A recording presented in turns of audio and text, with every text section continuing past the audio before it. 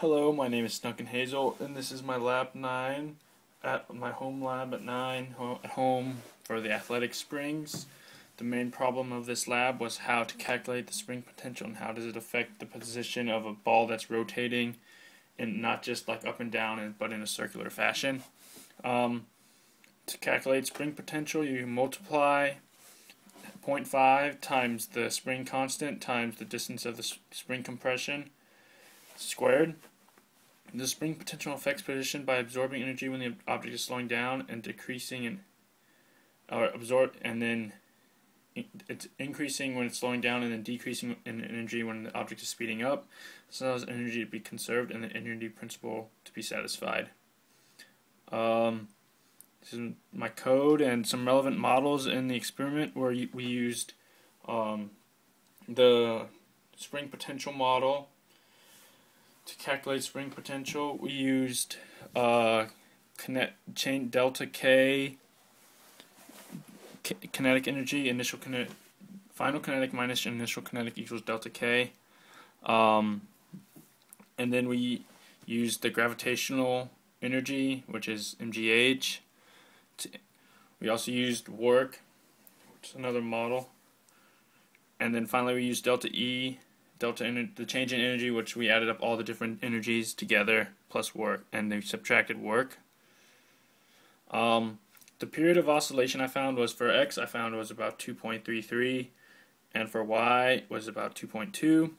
They're about the same, which they should be, because the rotation was essentially rotating around one axis, and it was on one plane for most of the trick. It was kind of a slanted plane, but it was still one plane.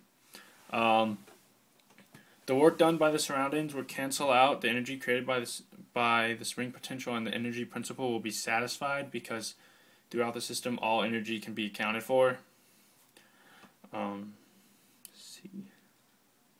Here's a picture of my tracker video.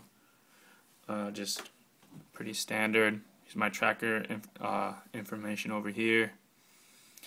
Alright, so here's I graphed this is the potential energy up here, the spring potential, and then down here the red line is my calculated, like my model, and then the green line is my experimental data. As you can see, they're almost the same magnitude, but the period is a little off, but otherwise it's pretty close. And then in this one you can see the potential energy is exactly the same for the Y position, and then the Y is the magnitude's not the same, but look, the periods and the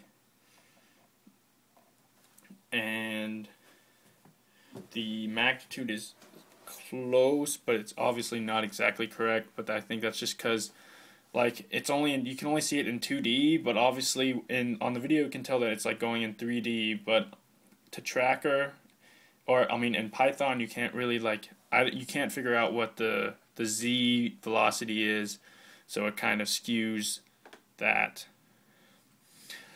So in my last part, I changed the reference point for the X graph. It changed the potential energy by a lot. If you change the reference point, even though the point doesn't really change overall, it still changes.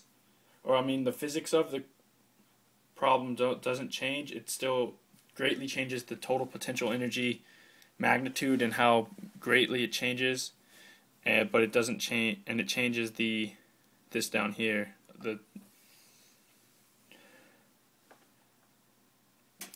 And that's my physics video. I hope you enjoyed it. Y'all have a good day.